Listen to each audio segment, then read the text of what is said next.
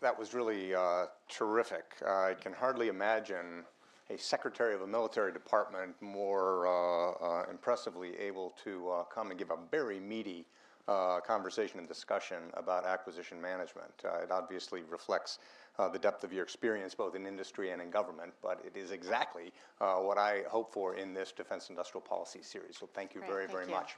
A couple of points of order. One is to remind everyone that this event is entirely public on the record. The Secretary knows that. Those of you in the audience on whom I may call to ask a question, please make sure you wait for the microphone, identify yourself, so that it can be on the record. Secondly, we're going to end sharply at 5:30, which gives us about 20 minutes right here. I would ask all of you to show some discipline and consideration of what I'm sure are going to be a number of hands that go up in the room when you frame your questions so that we can get through a number of them. Having said that, I'm going to take at least the first question. I actually have two, one up at the strategic level, one maybe down at the tactical level. I have formed the impression, and it culminated certainly in Secretary Hagel's speech in California that launched, or formally anyway, launched the Defense Innovation Initiative, that there is a little sense of alarm in the leadership of the Department of Defense about our technical competitive advantage, about how putative competitors around the world may be gaining competitive advantage over us technologically. Am I hearing that right? Is that part of what informs your own, obviously, personal attention given to improving the acquisition system? Steve, the way I would characterize it is we are concerned. We are concerned because of successive budgets in the most recent years where perhaps we have not invested in all of the key areas where we might have otherwise wanted to invest for the future. Why is that so? We've been very, very directed at the here and now, which has been the war effort over the last 13 years. And so some of those technological investments just haven't been made, and we think now is the time when we need to start to double down on some of that. So I would say you're hearing concern going forward, and you're also hearing, the way I talk about it, is persistent focus and persistent leadership. The team now in the Department of Defense, Secretary Hagel, Secretary Work, Secretary Kendall, and so forth, right on down, we're all very, very focused on this now, and we're prepared to stick with it. Again, it's partly innovation, but it's partly bringing down our costs because we all believe that our budgets are going to be constrained for the foreseeable future. And to use my phraseology, we've got to make every dollar count. We can't waste it. We got to stretch it, and we can't just keep asking our people to work harder and harder and harder because there's fewer people. So we have to look for new ways to re-engineer how we do business as well. Or we'll end up with one airplane in 30 years. That's right, and that's not acceptable. So my more tactical level question is, I have served in government like you, and this coordination of requirements and program management, key performance parameters, and budgets is the holy grail of an enormously complex problem. I can only commend your attention to coordinating that again. I wonder, can you give us a little bit of insight as to maybe what special is going on, particularly between the civilian leadership and the uniformed leadership in the Air Force that's helping make that coordination happen, to which you alluded? A lot of crosstalk. So you heard me talk about the crosstalk that has been going on between government and industry. Well, within government, we've been doing an awful lot of crosstalk. Yeah. Particularly this team that I've called out of Bill and Janet and Cameron. They have been driving the train, and they are ensuring that this crosstalk is happening on a regular basis. And as I mentioned, the chief and I are taking a very specific interest, perhaps not on all programs because there are so many, but we are focusing on a number of programs which will become the highlight of what we call strategic agility. And as I said, we're dead serious about this. Okay, thank you. Indeed, I will take questions from those of you who would raise your hand. There's a question right in the fourth row there. If our staff could quickly bring the microphone over, thank you. I'm Heidi Jacobus from Cybernet Systems. We have experience with innovative technology, and besides bending the curve, I think we need to pierce the sides of the buckets of color of money, because oftentimes innovation is disruptive. And so we work in robotics. Robotics replaces human manpower. Manpower is paid for a color of money bucket called operational maintenance. A robot is not a human being. So therefore, even if we save 100 times the money that the human operation costs, the money cannot be transferred. It can't be. So here's I have a long another experience in challenge this, to and agility. I know Thank you. that's true. Yes, So- no, and Heidi, I don't know this with certainty, but putting on my old hat from the House Armed Services Committee days and just talking about the color of money as it is laid out in the rules of appropriations and whatnot, that's a very tough nut to crack. If there is any way to have flexibility within our existing authorities, I mean, we do have certain fast-track authorities to speed things up, but they're limited, and I'm not sure that what you say can be accomplished without law changes and going to Congress, which again is not impossible. It's a tougher nut to crack. And the focus that we were trying to take, at least for this initial tranche of initiatives, is let's attack some things that we have control over, that we can produce. And that's not to say the other things aren't important also, but recognition that that would take a lot longer. So I'm going to go to the back of the room, having started near the front of the room. There's a gentleman right on the aisle about halfway down, please. Quickly. Thank you. Thanks. Hi, ma'am. It's Aaron Mehta with Defense News. Oh, hey, Aaron. Holding my laptop here, so I didn't want to stand up. Wanted to see if you had any thoughts about how important it is to think about the industrial base when you're issuing an RFP with these new initiatives. Is it something that you're going to put an emphasis on in terms of, okay, we need to protect this sector, we need to protect this type of technology being developed in the U.S.? And then I'm wondering if you can talk specifically about the LRSB and how important that is for that program. So let me take the LRSB first, if I might, Aaron. So the long-range strike bomber, of course, this is one of our top 3 acquisition priorities in the Air Force. It is a new program which is highly classified, so it's very limited, the information that can be shared about that. But I think to your question, is it a big priority for us? The answer is yes. There have been no changes really to speak of in any of the parameters. And again, I realize the parameters that we've been able to discuss are somewhat limited. But when we roll out the FY16 budget, you know, the budget line will be similar to what you saw in 15 projected into 16. So you're not going to see any big changes there. Of course, we're on track for our competition, but it remains a top priority. It is truly the future of our bomber force. So we're going to invest in it. Coming back to your first part of the question having to do with the industrial base, yes, it is a concern. And certainly when it's brought to my attention, for example, that a particular sector is particularly fledgling, and I take it seriously. I will say that was not a huge consideration in this first tranche of initiatives. There were no particular industrial-based drivers that led us to the particular initiatives that I talked about today. But it is a concern, particularly if the industrial segment in question is producing something of a very significant national security importance. I'm going to use that question to squeeze in another of the things that I wanted to ask you, and that is, I really think, as Ellen has testified, that the effort that the Air Force, not uniquely, but the Air Force has put into engaging industry is really absolutely commendable. And I think the relationship that the Air Force, and I think the whole of the DoD has with industry is good on the whole. Nevertheless, and particularly because you do come with experience in industry, now that you've been in office for a year, what is, relative to the things you need to get done in bending the cost curve, what is our industry collectively really good at? And you're going to really be able to lever that capability or capacity in order to solve these problems, and what could they be better at that you'd like them all to work on a little harder? Wow. Yeah, sorry, but. Yeah, that's a hard one, Steve. Well, they're good at many things. I mean, we depend on industry literally for the vast majority of our production, our technology, so industry is good at many things. I think what we have all been lacking in is we've been lacking in that crosstalk and that understanding. I think, again, going back 30 years when I was on Capitol Hill, I can sort of stand back and reflect that these things go in waves and the pendulum swings. So we go through periods of openness with industry where we recognize the importance of the crosstalk. but then there'll be a scandal or two or three, and the pendulum will swing hard, and everybody will become so concerned with procurement integrity that they're afraid to talk to anybody without 4 levels of lawyers in the room.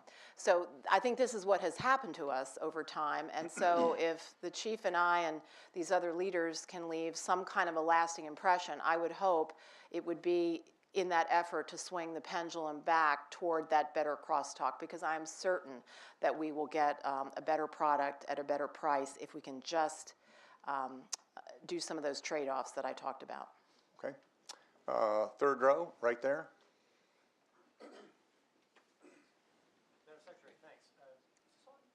Okay, thanks. Sorry. Jim Hassick, Atlanta Council.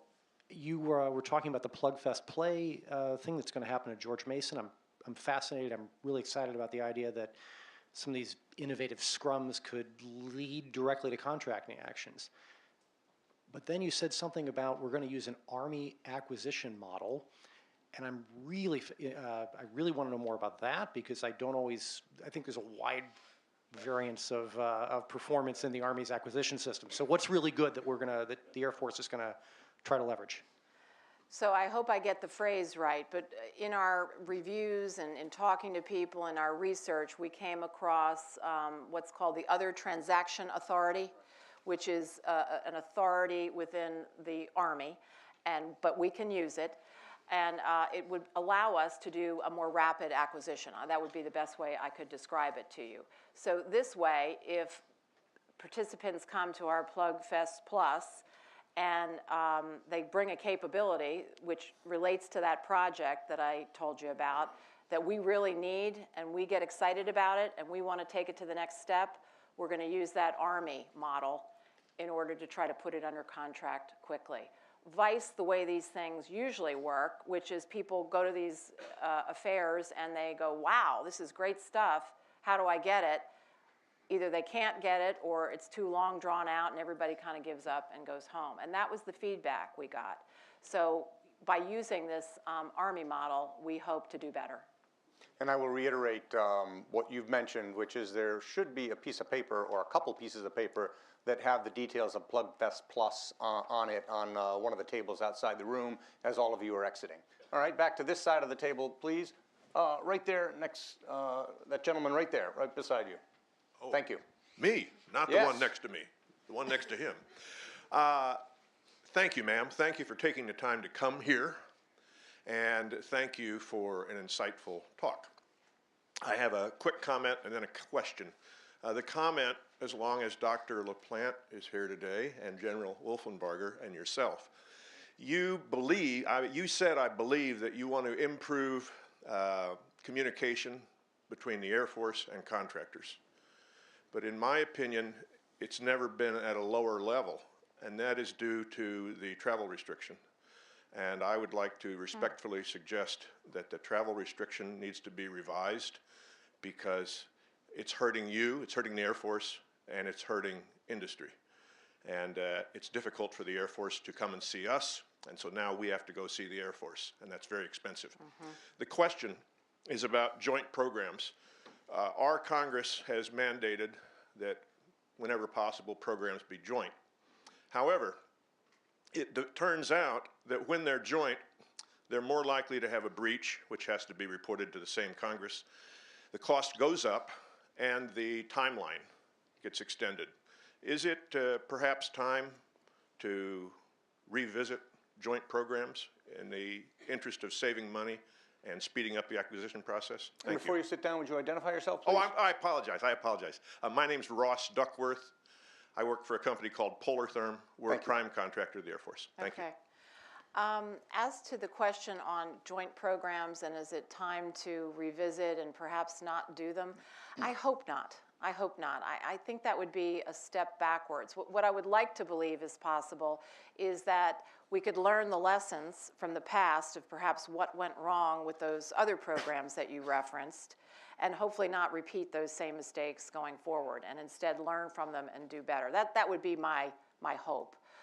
In tough budget environments, I think joint programs particularly come under attack because services maybe perhaps try to protect They're service-specific programs, but I think it would be a step backwards for our country if we sort of threw up our hands and said, too hard, I'd rather try to learn the lessons. And in terms of the travel money, I think, you know, our absolute worst year for that and many other things was the year of sequestration. I do believe it's eased up a bit since then. It's certainly not back to where it was, and I'm not sure it'll ever be back to where it was because, again, I think we're going to have constrained budgets. But certainly if our president's budget level is approved in FY16, vice the sequestration level budget, we'll all be better off for it. But I hear you on that. I take your point on that travel issue. I'm going to take the question right here in the fourth row, please, on the aisle.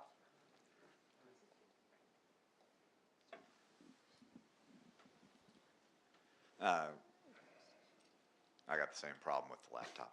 That's all right. I know you, Colin Clark, Breaking Defense. So it sounds as if you've got two sort of different themes going here. On the one, the best practice sharing information, that's primes because they've got huge staffs and lots of people to do that kind of work. But the Plug Fest and some of the other stuff sounds like you're very consciously targeting smaller businesses. Obviously not ruling anyone out, but is that a correct conclusion, or is this Plug Fest something you're just going to hope stuff comes in from small businesses, even if they aren't very familiar with your processes? Well, I would hope all levels of business would check this out and think about participating.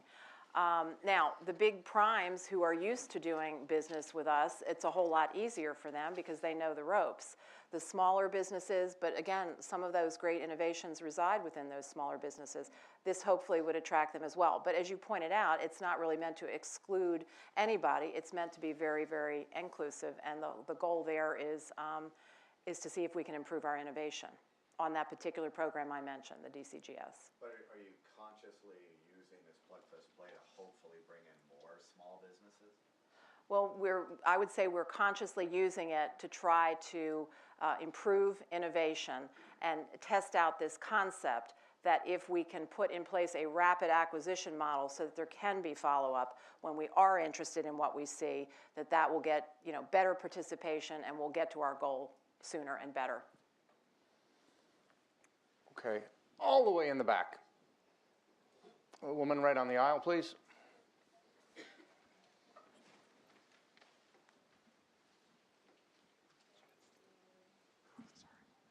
Secretary James Andrea Shalal with Reuters. Thank you for being here. I wanted to ask you about the ongoing effort that you have to certify SpaceX, and I know that that's the subject of a lawsuit, but I wanted you to put that effort and also the RD-180 replacement effort in the context of this acquisition reform.